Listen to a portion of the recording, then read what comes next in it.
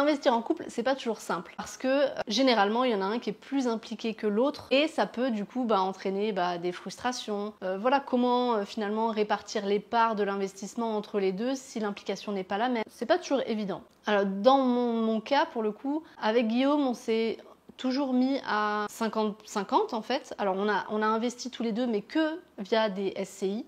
Pour le coup on n'a jamais acheté en indivision tous les deux. Donc on achète via des SCI, mais par contre on est toujours à 50-50.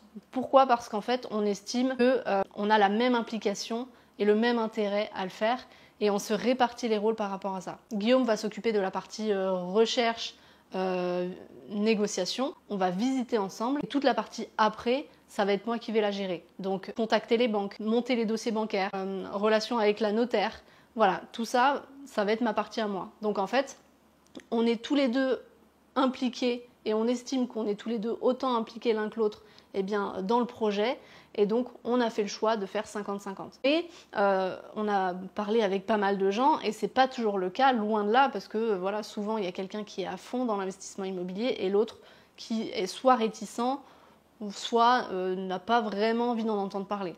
Dans ce cas-là, il va falloir, je pense, beaucoup discuter.